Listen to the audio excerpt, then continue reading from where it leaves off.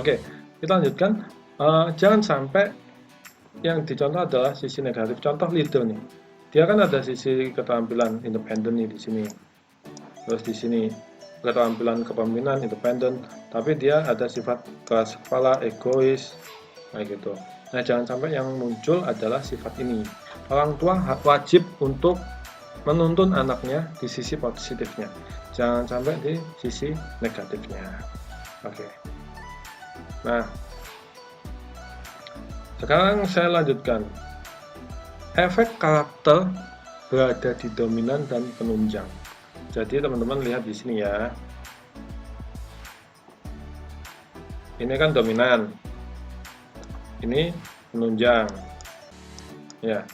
Bedanya itu apa sih? Efeknya itu apa? Jadi begini teman-teman. Ini kita langsung pakai contoh di dunia pekerjaan ya. Ini chef. Ini jagal, tukang potong daging. Nah, teman-teman perlu ketahui, chef passionnya itu adalah memasak.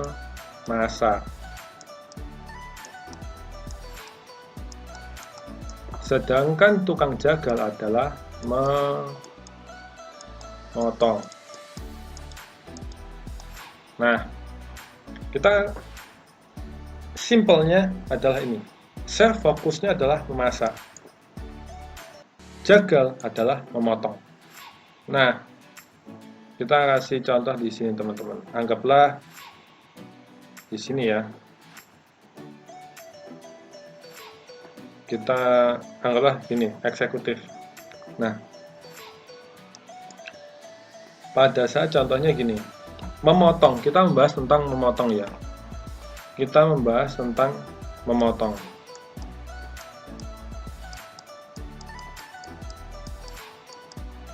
Memotong adalah skill.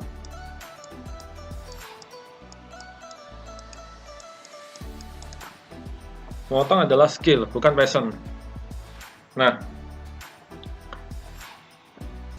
bisa juga menjadi passion. Skill bisa menjadi passion, tapi passion belum tentu skill. Nah, contoh ini chef. Chef ini bisa memotong nggak?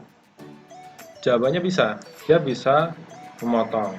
Tapi kalau kita tanya, apakah passion dia tuh motong-motong terus? Kan enggak. Passion dia adalah memasak. Memotong hanya skill tambahan bagi dia. Oke. Memasak adalah skill tambahan bagi seorang chef. Bukan passion. Sedangkan di sini jagal, passionnya adalah memotong, skillnya memotong. Nah, ini beda ya. Tapi kalau kita kebalikan, kita ngomong dari rasa. Kita ngomong rasa ya selainnya. Memasak, rasa adalah passionnya chef. Dia harus membuat masakan yang enak gitu. Kalau di sini bukan, dia tahu daging yang enak seperti apa, dia tahu bagaimana membuat daging yang enak seperti itu. Tapi dia bukan mau masak kan? Dia bukan memasak. Dia tahu mengetahui bagaimana membuat masakan yang enak, rasa yang enak tuh dia tahu. Jagal ini dia tahu yang enak tuh bagaimana. Tetapi passion dia bukanlah memasak, passion dia adalah memotong. Nah, seperti itulah efeknya karakter dominan. Jadi contoh gini, ini yang besi. Jadi sama supporter gini ya teman-teman. Ini kan ada planner, ada supporter.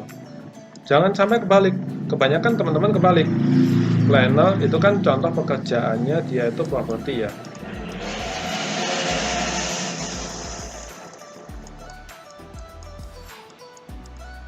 Ini contohnya adalah digital. Digital business. Nah, contoh gini. Bagi karakter supporter, passionnya adalah digital. Skill tambahannya adalah mengetahui bidang properti.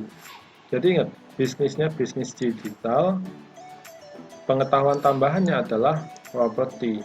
Jadi bukan bisnis properti ya teman-teman. Dia tahu properti, tapi bukan berarti dia berjualan properti, enggak. Ini hanya sekedar tahu aja. Sama planner itu kan dia jualan properti. So mama di sini ada karakter supporter gini ya. Ini kita change gini ya. Kita ubah gini. Nah, ini bakal beda lagi. Bisnis dia properti. Supporter yang kemampuan digital itu hanya skill tambahan dia. Mungkin sekedar supaya banyak yang tahu propertinya di Instagram, sekedar tahu itu. Tapi kalau digital itu enggak. Digital properti itu cuma sekedar buat obrolan aja supaya wawasannya luas pada saat bisnis digital. Dia bisa ngomongin properti, bisa ngomongin yang lain kayak gitu. Tapi ini bukan sebagai bisnisnya, ini hanya skill tambahan kayak gitu. Paham ya? Semoga ini bisa dipahami ya. Jadi skill tambahan. Nah, kebanyakan ini kan kita tahu. Nah, tadi saya di artikel ngomong kebanyakan teman-teman itu terjebak di karakter yang berkembang di 1-20 tahun. Padahal passion itu tumbuh itu 20 tahun ke atas, kurang lebih 20 tahun ke atas baru tumbuh. Nah, teman-teman lihat di sini, ini adalah karakter yang kuat pada saat berkembang pada saat usia 1-20. Ini juga 1-20. Nah, ini supporter, sedangkan ini nggak ada supporter sama sekali ya teman-teman, nggak ada ya. Nah, inilah yang membuat banyak teman-teman kita kuliah salah jurusan. Mereka tidak tahu kalau di usia ini, di usia 20 tahun ke atas, yang muncul adalah karakter ini pada dasarnya. Ini sebenarnya di usia 1-20 tahun tuh muncul ya, udah ada. Makanya di hasil tes bisa muncul di sini. Tapi kadang-kadang tidak terasa teman-teman. Kadang-kadang ini tidak terasa di sini. Akhirnya banyak anak-anak menentukan jurusan adalah dengan hitung-hitungan ini. Dengan menentukan, oh aku bisa memimpin yang bagus, lebih baik aku kuliah apa gitu. Aku punya komunikasi yang bagus, dengan aku kuliahnya apa gitu.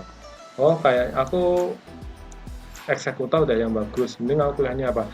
Ternyata di usia 20 tahun yang berkembang ini, nah akhirnya nggak usah menyesal.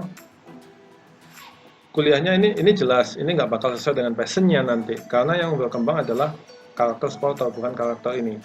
Tapi ini bisa menjadi karakter penunjang. Oke, aku punya kemampuan kepemimpinan dan aku pernah belajar di sini, aku bisa mengembangkannya untuk ini, gitu, untuk karakter supporterku gimana. Untuk ini akan sangat subjektif, beda-beda ya teman-teman, sesuai dengan hasil tes kalian. Contoh, kita main contoh ya. Nah, ini beda lagi ya. Contoh, begini teman. Nah, ini kalau yang ini, coba lihat teman-teman. Ini kan nggak ada ya, nggak ada supporternya. Sedangkan ini ada. Nah, buat pemilik karakter ini, nah, coba lihat teman-teman. Ini kan sama ya. Nah, yang berkembang di usia 1-20 tahun sama dengan yang passionnya yang muncul di usia 20 tahun ke atas. Nah, pada saat seperti ini, menentukan jurusan kuliah adalah mengikuti nasihat ayah. Seperti itu. Dan ayah sangat bisa membantu teman-teman supaya belajarnya dengan tepat. Karena ayah yang memiliki pemahaman lebih dalam mengenai karakter ini. Karena dia juga pemilik karakter tersebut. Oke, kita lanjutkan di video berikutnya. Kita setelah ini akan fokus cocoknya dia bekerja sebagai apa. Kita pakai analisa 1 dan 2 nantinya.